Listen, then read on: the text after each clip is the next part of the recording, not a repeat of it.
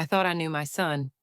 28 years of watching him grow, of being there for scraped knees and broken hearts, of helping him move into his first apartment and standing beside him on his wedding day. I thought I knew every expression that crossed his face, every inflection in his voice when he was hiding something. But standing in the doorway of his empty house that Friday afternoon, my phone still warm in my hand from his desperate call just hours before, I realized I didn't know him at all. My name is Margaret, and if you had asked me a week ago to describe my life, I would have told you it was simple, predictable, maybe even a little boring. At 62, I was retired from teaching, widowed for 5 years, and living in a modest ranch house in the suburbs where I'd raised my only child. My days were filled with book club meetings, volunteer work at the local library, and Friday night dinners with my son and his wife. It was a quiet life, but it was mine, and I had worked hard to build it after my husband passed. If you haven't already subscribed to this channel, please hit that subscribe button now. And to get the conversation going, please leave a comment and tell me where you are listening from. Thank you so much. Now, let's get back to the story. That morning had started like any other. I was in my kitchen, the autumn sunlight streaming through the window above the sink, washing the breakfast dishes and listening to the radio. The weatherman was predicting an early frost. I remember thinking I should cover the hydrangeas before the weekend. I remember the exact moment my phone rang, the way the water was still running, the way I dried my hands on the yellow dish towel before answering. It was my son. His voice was strained, tight with something I couldn't quite identify. Stress, maybe. Worry. Mom, I need a huge favor. I felt my chest tighten.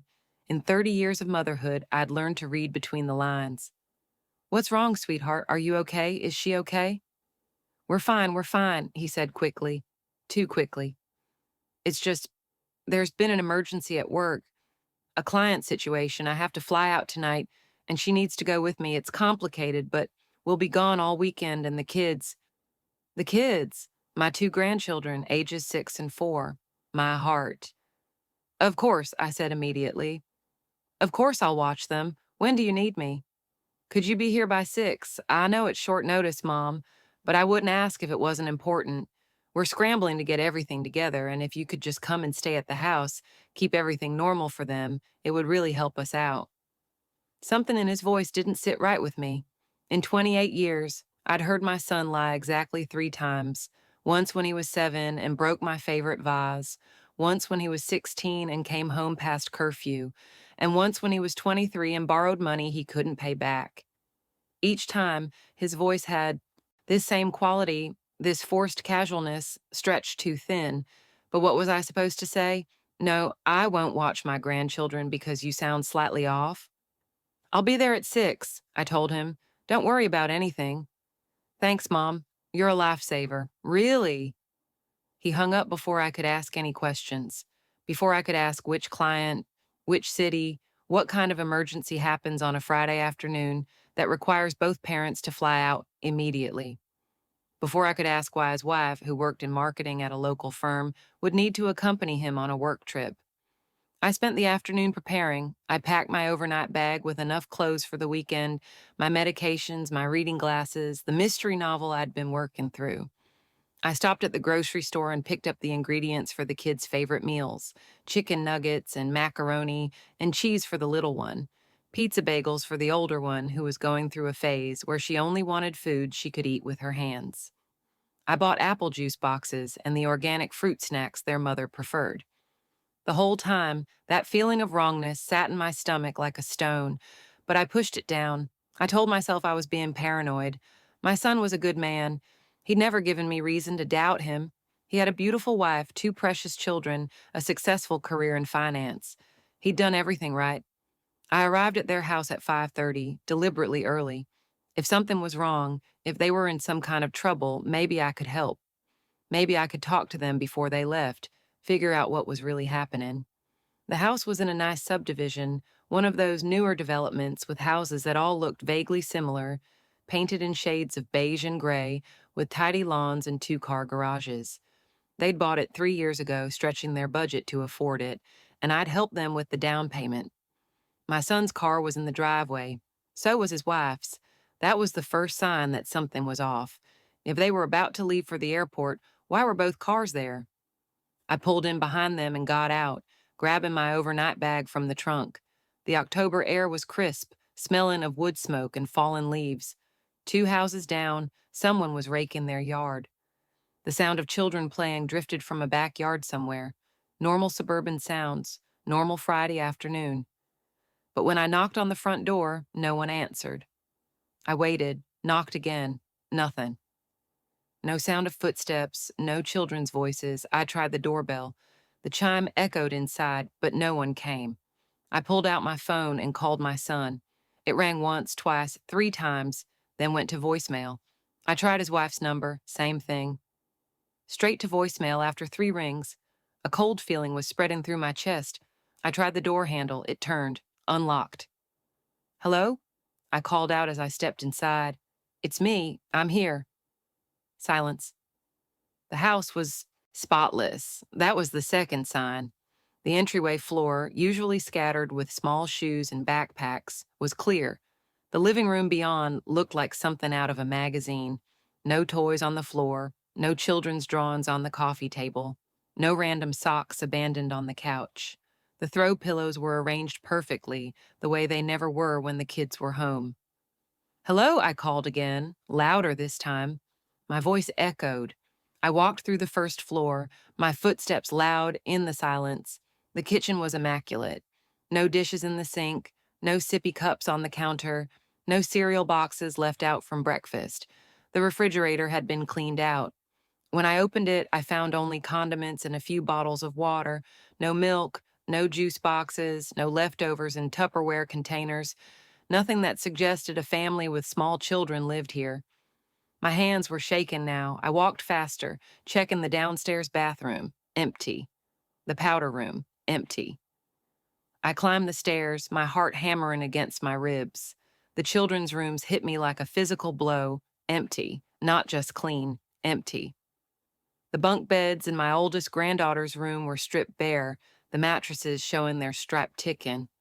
The toy box was gone. The bookshelf that had held dozens of picture books was empty, just a piece of furniture against the wall. The walls themselves still had the decals they'd put up when they moved in, cartoon animals and clouds, but they looked faded now, like they'd been there for years with nothing to protect them from the sun. I stood in the doorway, unable to move, unable to process what I was seeing. The little one's room was the same. The crib was gone. The changing table was gone.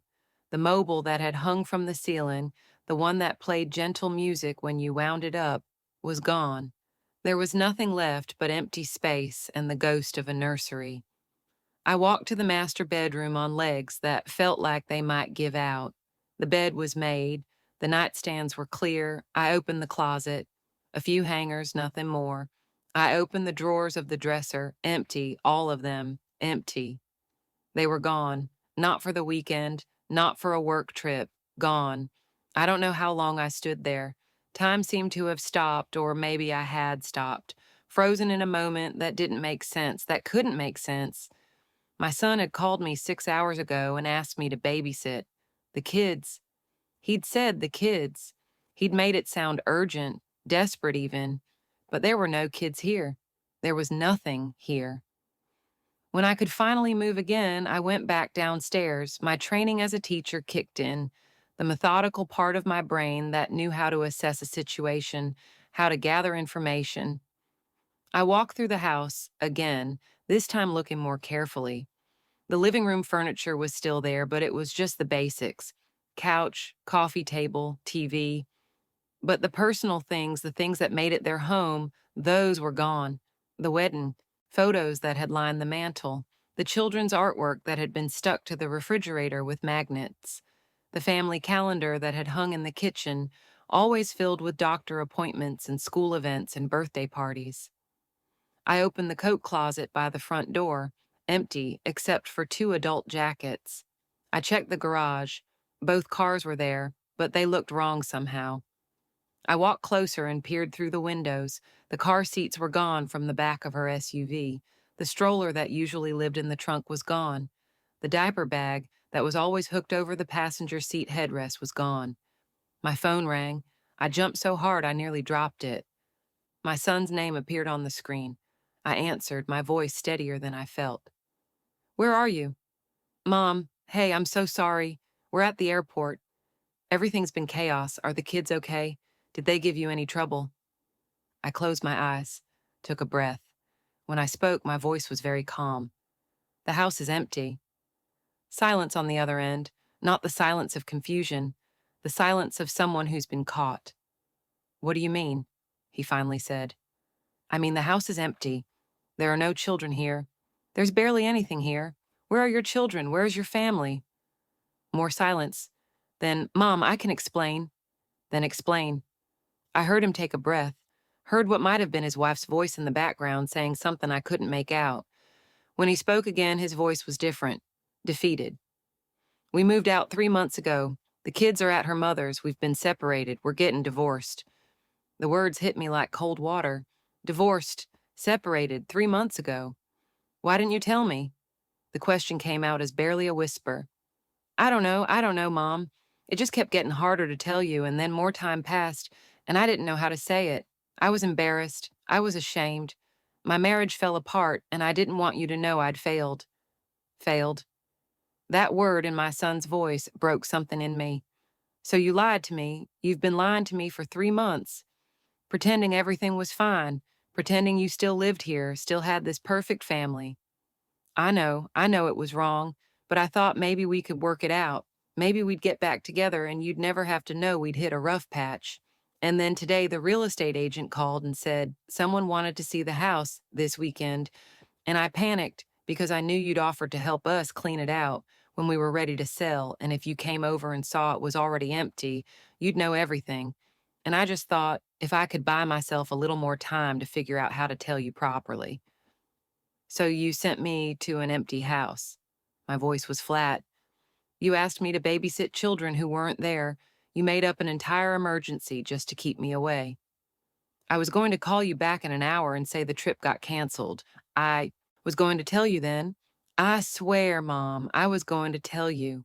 I just needed a little more time to get the house cleaned and emptied before you saw it."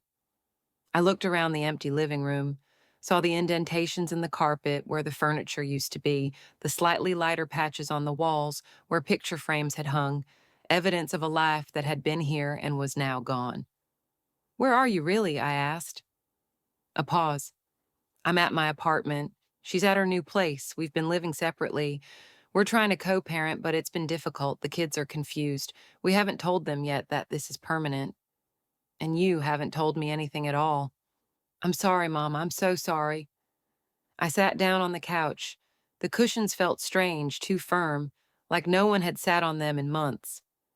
"How long have you been planning the divorce?" "We started talking about it last year. It's been coming for a while. We just, we grew apart. Different priorities, different goals. We weren't happy anymore." Last year. He'd been planning this for over a year and hadn't said a word. I thought about all the Friday dinners we'd had together, all the times I'd asked how they were doing, how the kids were, how work was, all the times my son had smiled and said everything was fine. Fine. That word that meant nothing and everything. "What about the kids?" I asked. "When do I get to see them?" Another long pause. This one hurt worse than all the others. "She's asking for primary custody. Her lawyer thinks she'll get it. She's planning to move back to her hometown, 3 hours away." 3 hours, my grandchildren 3 hours away, seeing them on holidays and occasional weekends, instead of Friday dinners and impromptu visits, missing school plays and birthday parties, and the thousands of small moments that make up childhood. "You should have told me." My voice cracked.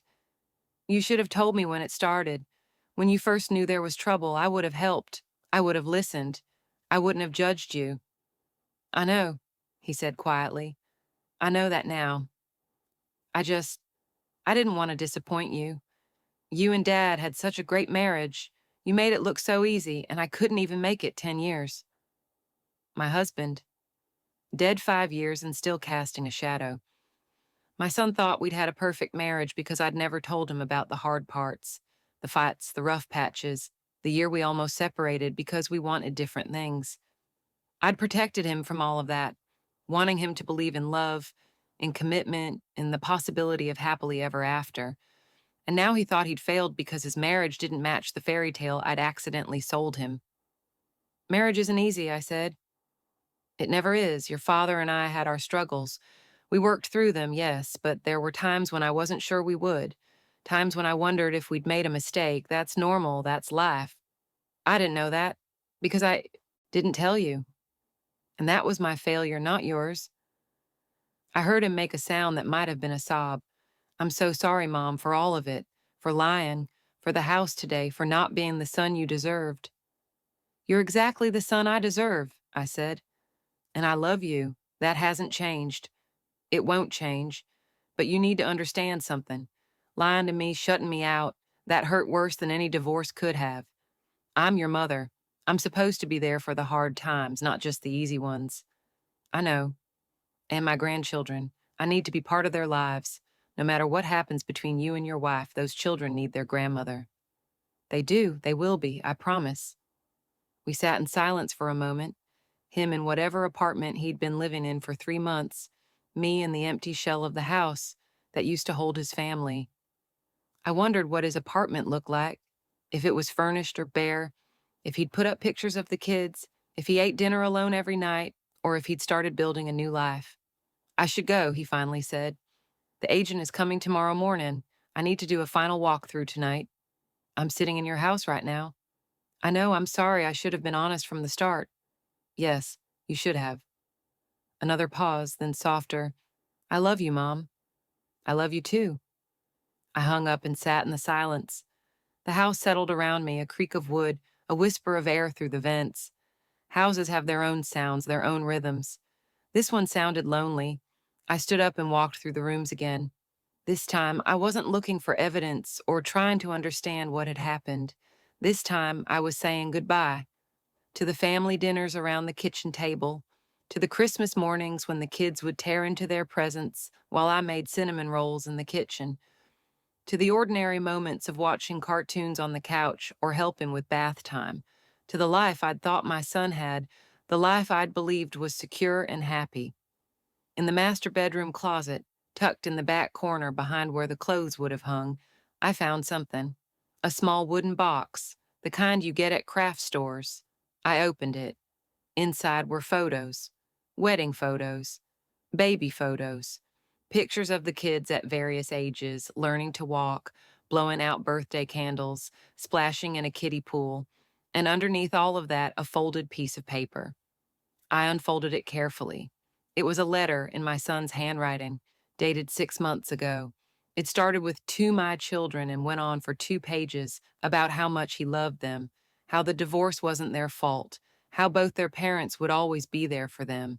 It talked about change and how scary it can be, but how sometimes change is necessary, how love doesn't end just because people don't live together anymore. It was a letter he'd written but never given them. A letter that showed me how much he was struggling, how much he was hurting, how much he was trying to be a good father, even as his marriage fell apart. I folded it carefully and put it back in the box. Put the box back where I'd found it. He would come back for it eventually. Or maybe he'd already forgotten it was there, swept up in the chaos of dismantling a life. Either way, it wasn't mine to take. I left the house as the sun was setting, the October sky streaked with orange and purple. I locked the door behind me and stood on the front porch for a moment, looking at the street. Lights were coming on in the neighboring houses. Somewhere someone was grilling dinner. The smell of charcoal and meat drifted through the air. Normal Friday evening sounds. Normal Friday evening smells. But nothing felt normal anymore. I drove home slowly, the grocery bags with chicken nuggets and apple juice still in my trunk. I didn't know what to do with them. I couldn't return them. Maybe I'd donate them to the food bank. Maybe I'd throw them away. Maybe I'd keep them in my freezer for the next time I saw my grandchildren, whenever that would be. The house was dark when I got home. I hadn't left any lights on because I hadn't expected to be back tonight. I turned on the porch light and the kitchen light and stood in the middle of my small, tidy kitchen, the yellow dish towel still draped over the sink edge where I'd left it that morning. This morning. It felt like a lifetime ago. I made myself a cup of tea even though I didn't want it. I just needed something to do with my hands. I sat at the kitchen table, the one that had been here for 30 years, that had seen thousands of meals, millions of conversations. My husband had sat across from me at this table every morning for 25 years. My son had done his homework here, had told me about his first day of school, his first crush, his acceptance to college. And now he was getting divorced and living in an apartment I'd never seen, and I hadn't known anything was wrong. How had I missed it? How had I sat across from him at Friday dinners and not seen the strain, the exhaustion, the unhappiness? Was I so focused on my own life, my own routine, that I'd stopped really looking at my son? Or had he just gotten that good at hiding? My phone buzzed with a text message from my son. "Thank you for not yelling at me. Thank you for still loving me. I don't deserve you." I stared at the message for a long time. Then I typed back, "You deserve love, you deserve honesty, and you deserve a mother who's there for you no matter what. We'll figure this out together." Three dots appeared, then disappeared, then appeared again. Finally, another message came through. "Can I come over tomorrow? I need to talk to you about everything. Face to face, the real story, no more lies." "Yes, come for breakfast. I'll make pancakes." Pancakes had been his favorite when he was little. I used to make them every Saturday morning, cutting them into shapes with cookie cutters, stars and hearts and dinosaurs. He'd pour so much syrup on them they'd be swimming in it, and I'd pretend to scold him while secretly loving his enthusiasm for everything. When had he stopped being enthusiastic? When had the weight of adult life crushed that joy out of him? "I'll be there at 9. I love you, Mom." "I love you too, always." I finished my tea and washed the cup, drying it and putting it away. Then I did what I always did when life felt overwhelming and I needed to think. I went to my bookshelf and pulled out the photo albums. Not the fancy scrapbooks I had made over the years, but the old albums, the ones with the plastic sleeve pages and the photos that were starting to fade. I opened the album from my son's childhood. There he was at 6, missing his front teeth, grinning at the camera with dirt on his face from playing in the backyard. At 10, awkward, in his little league uniform, holding a baseball bat like it was a sword. At 15, trying to look cool in his first suit for the 8th grade formal. At 18, graduating from high school, his whole life ahead of him. At 23, standing next to his bride, both of them so young, so sure of their future together. Had I looked that young at my wedding? Had my husband and I been that certain we knew what we were doing? I turned the page and there was a photo I'd forgotten about. My son, maybe 4 years old, sitting on his father's lap. Both of them were laughing at something, their heads thrown back, pure joy on their faces. My husband had been a good father, patient, kind, always there for our son, even when work was demanding, and money was tight, and life was stressful. And then he died suddenly at 57, a heart attack in the middle of the night, and our son had lost his father just as he was starting his own family. How much of this divorce was rooted in that loss? How much had my son been struggling without his father to talk to ask for advice, to tell him that marriage was hard and that was okay? I closed the album and put it back on the shelf. Tomorrow I would talk to my son. Tomorrow I would hear the real story. But tonight I needed to sit with my own feelings. The hurt of being lied to, the fear of losing access to my grandchildren, the sadness of watching my son's marriage fall apart, the guilt of not seeing it sooner. But underneath all of that, something else, something I didn't expect. Relief. Not relief that the marriage was ending. Relief that the truth was finally out. Relief that we could stop pretending. Relief that maybe finally my son and I could have an honest relationship instead of one built on protecting each other from hard truths. I'd been protecting him his whole life, from the knowledge that his parents fought sometimes, from the reality that marriage takes work, from the fear that love isn't always enough. And in doing so, I'd left him unprepared for the reality of adult relationships. I'd sold him a fairy tale and then wondered why he couldn't live up to it. But he'd been protecting me too, from the knowledge that he was struggling, from the reality that his life wasn't perfect, from the fear that he was failing at the one thing I'd raised him to value most: family. We'd been protecting each other right into a corner where neither of us could breathe. Tomorrow that would change. Tomorrow we would talk honestly about the divorce, about the kids, about what he needed and what I could do to help, about how to move forward when everything felt broken.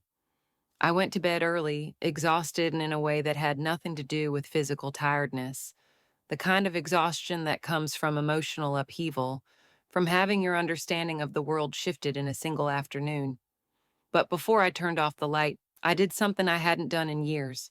I prayed. Not to God necessarily, because I wasn't sure what I believed about that anymore, but to my husband, to the universe, to whatever force might be listening.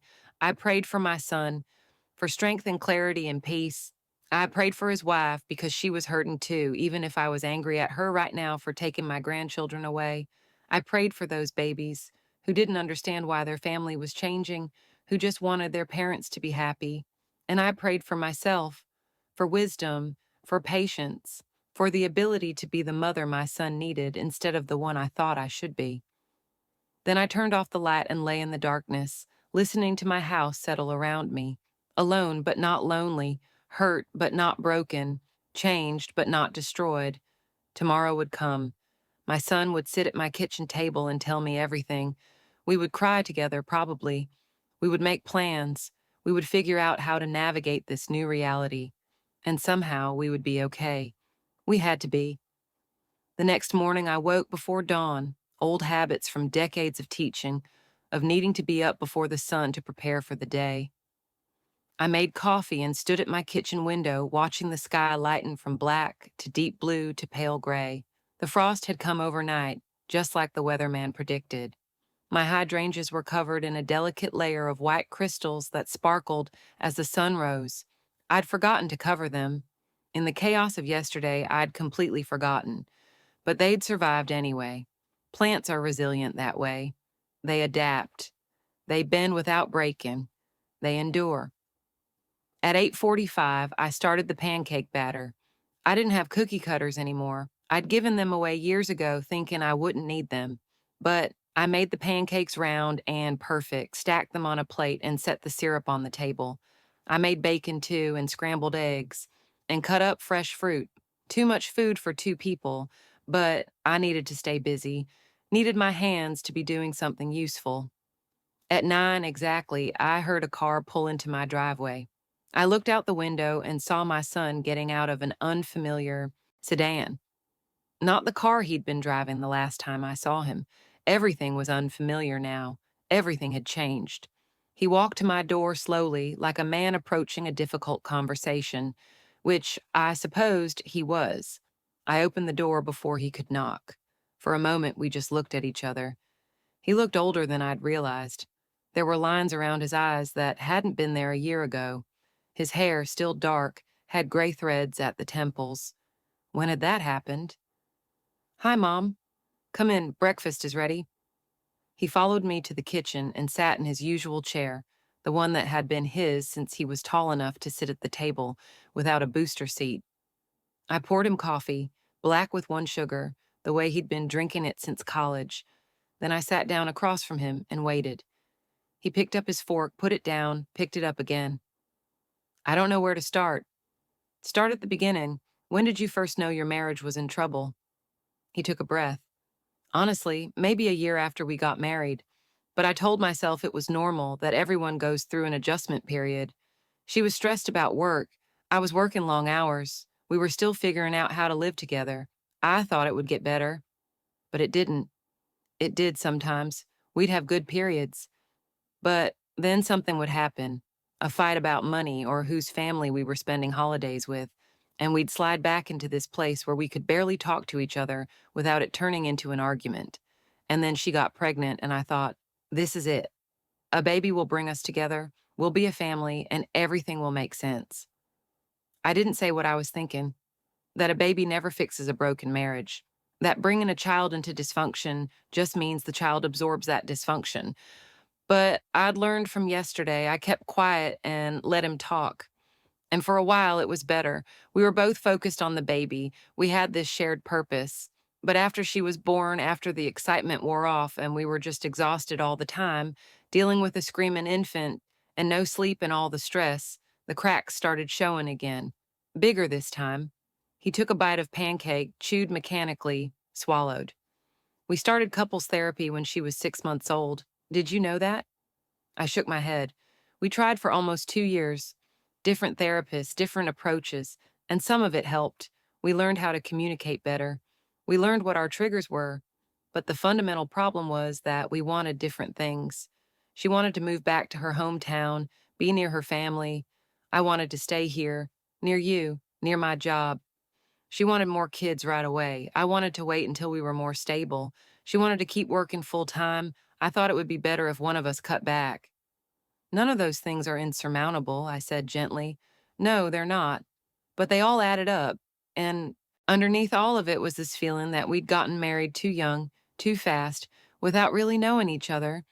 We dated for 8 months before I proposed. Do you remember? I was 23, she was 22.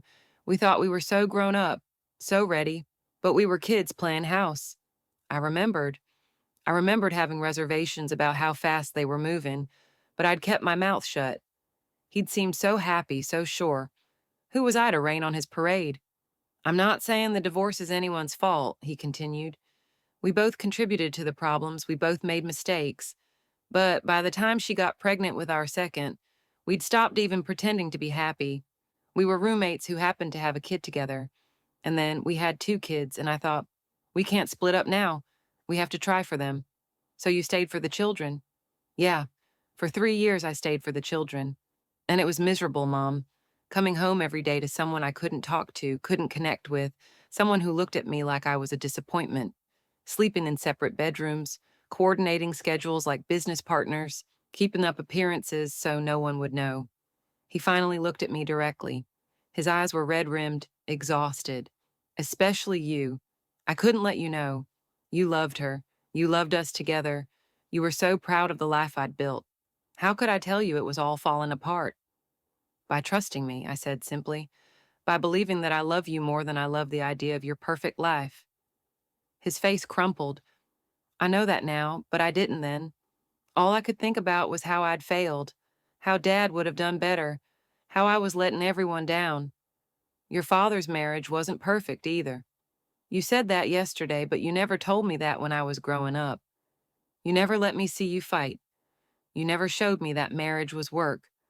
From where I stood, it looked easy, like you two had some secret the rest of us didn't know.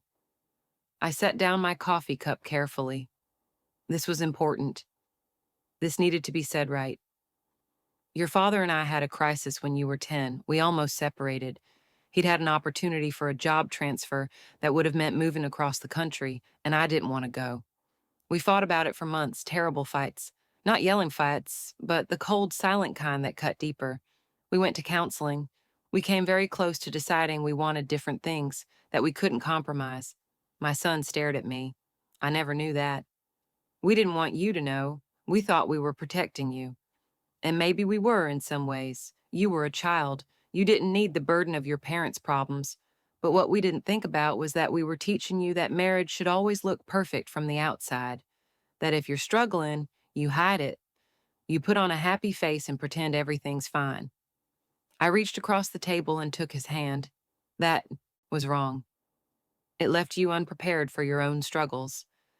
It made you think asking for help was weakness. And I'm sorry for that. He squeezed my hand, his grip tight. So what did you do? How did you and Dad work through it? We decided that our marriage was more important than either of our individual preferences. He turned down the job. I went back to work full-time to make up for the salary he could have had. We both gave something up. We both gained something more valuable, but it took time and effort and the willingness to be vulnerable with each other. Did you resent him for putting you in that position? Sometimes, and he resented me sometimes too. That's marriage. You don't stop being individuals with your own needs and wants, but you choose every day to prioritize the partnership. And some days that choice is harder than others. My son pulled his hand back and rubbed his face. I don't think we ever had that. The willingness to prioritize the partnership over ourselves. We both kept trying to win arguments instead of trying to solve problems.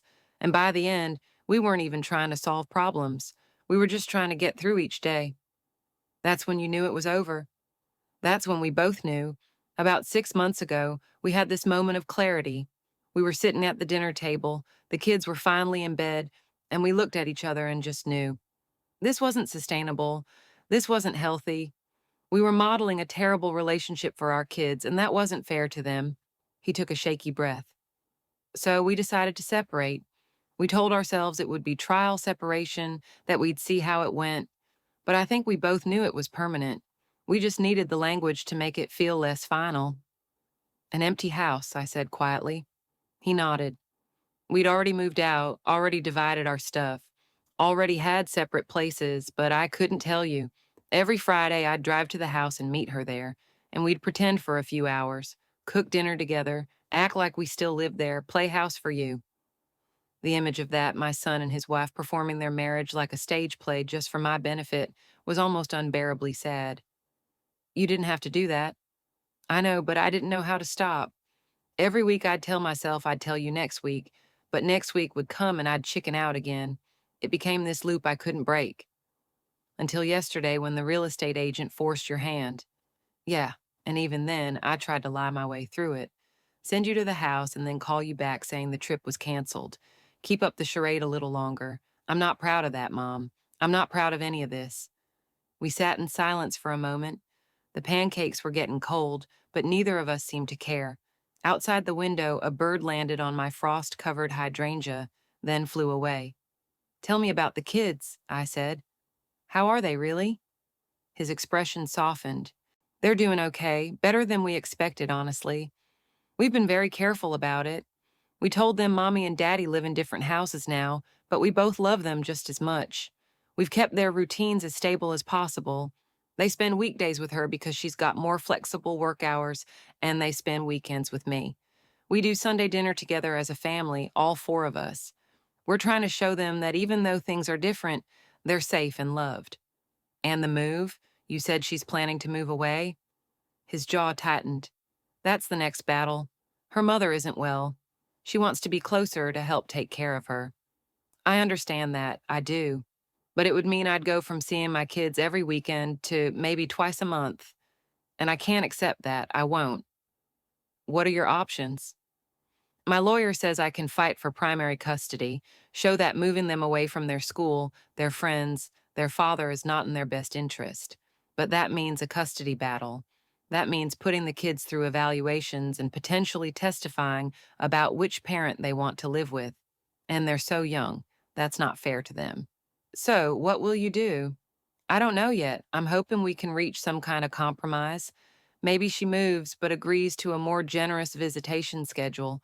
Maybe I move too, find a job in her hometown. I don't want to, but I'd do it for them.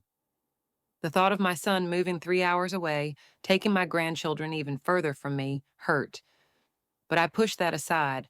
This wasn't about me.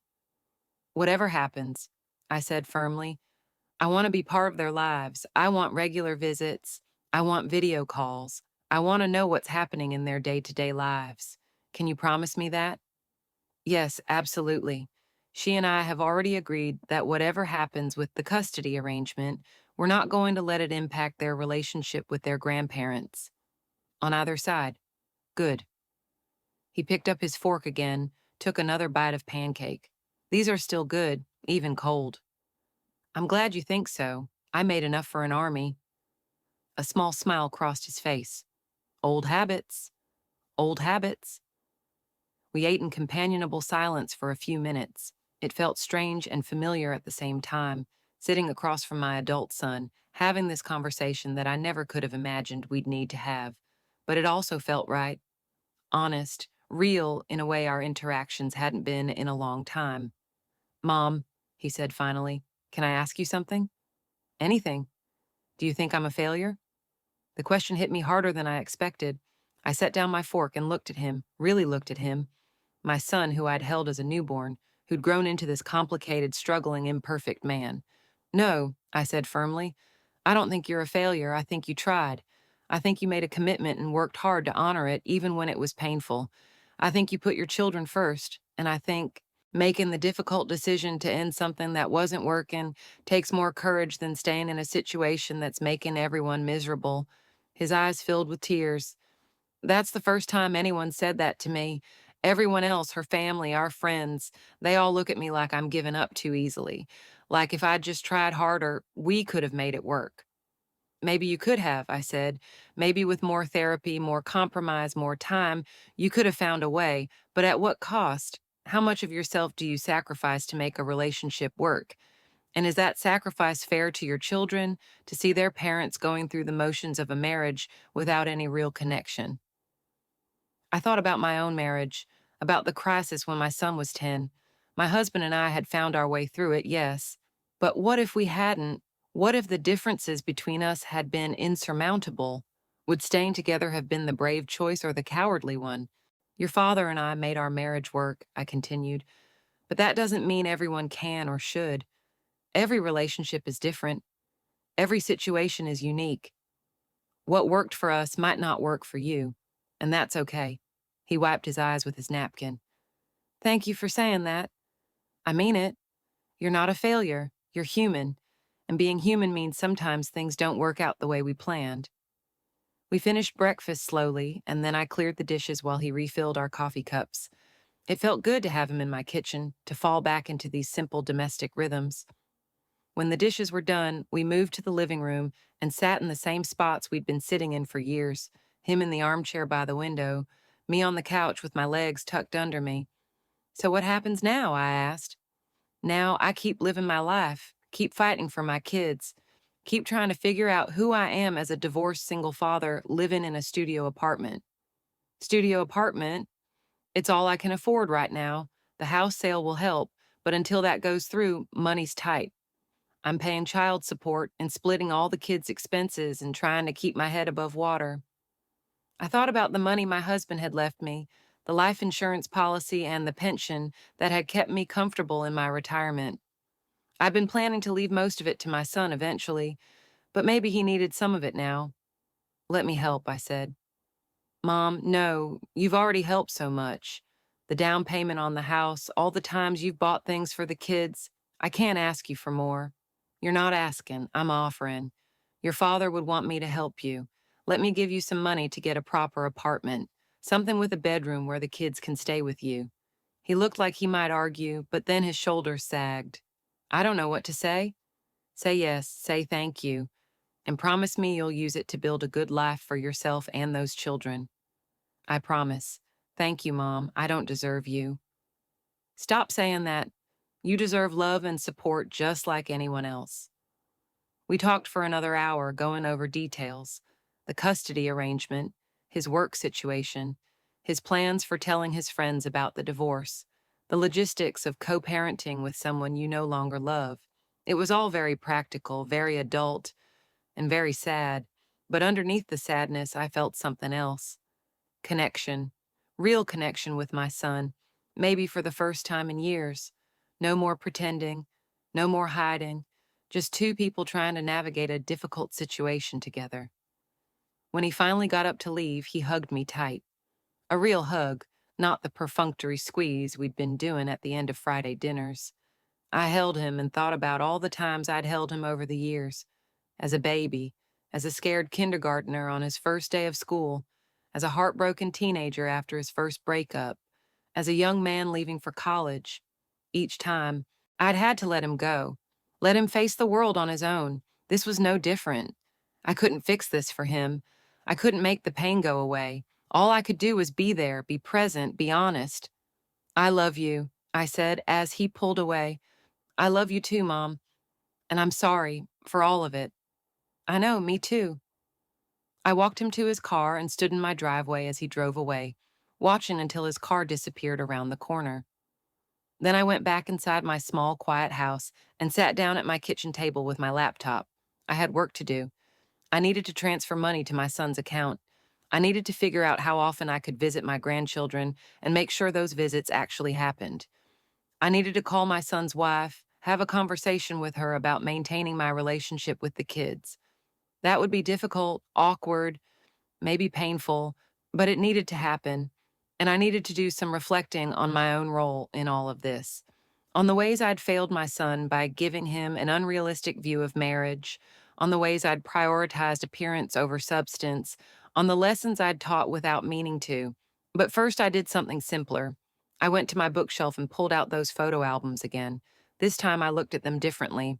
I looked for the moments I'd missed, the signs of stress in my son's smile, the distance between him and his wife in later photos, the way my grandchildren's eyes sometimes looked uncertain, confused. The signs had been there. I just hadn't wanted to see them. I thought about the empty house yesterday, how it had felt like a betrayal, a lie, but maybe it was also a gift, a wake up call, a chance to rebuild my relationship with my son on a foundation of truth instead of pretense. My phone buzzed with a text. My son again. Made it home. Thank you for breakfast. Thank you for listening. Thank you for being my mom. I typed back quickly. Thank you for trusting me with the truth. That's all I ever wanted. His response came immediately. Can we do this again next week? Just talk? No more lies? Yes, next Saturday, same time. And bring the kids if you can. I want to see them. I will. They miss you. I miss them too. I set down my phone and looked around my kitchen. The dishes were done, the coffee pot was clean, everything in its place, everything the way it had been this time yesterday, before my world shifted. Except nothing was the same, and maybe that was okay. Maybe change, even painful change, was an opportunity, a chance to do better, to be better, to love better. I thought about my frost-covered hydrangeas, how I'd forgotten to protect them, but they'd survived anyway. Plants are resilient. People are too. We bend. We adapt. We endure. My son was enduring. His children were enduring. And I would endure with them. Whatever came next, whatever challenges we faced, we would face them together. Honestly, openly, the way we should have been doing all along. I closed the photo albums and put them back on the shelf. Then I opened my laptop and started making plans for the financial help I would give my son, for the visits with my grandchildren, for the conversations I needed to have with my daughter-in-law, difficult as they might be. And somewhere in the middle of all that planning, I realized something. I'd spent yesterday feeling hurt and betrayed. I'd spent this morning feeling sad and worried. But right now, in this moment, I felt something unexpected. Hope. Hope that my son would find his way through this. Hope that his children would be okay. Hope that our relationship, built now on truth instead of pretense, would be stronger than it had been before. Hope that even in the wreckage of a failed marriage, something good could grow. Outside my window, the frost was melting in the late morning sun. The hydrangeas would be fine, they always were, and so would we. I believed that. I had to believe that because the alternative, giving up on hope, was not an option. Not for me, not for my son, not for any of us. So I did what I'd always done when life got hard. I put one foot in front of the other. I focused on the next task, the next conversation, the next moment, and I trusted that somehow, eventually, we'd find our way through to the other side. Together. Did you like the story? Please leave a comment and tell me where you listened from. And if you haven't already subscribed to this channel, please hit that subscribe button now. Thank you so much. See you tomorrow for another emotional tale.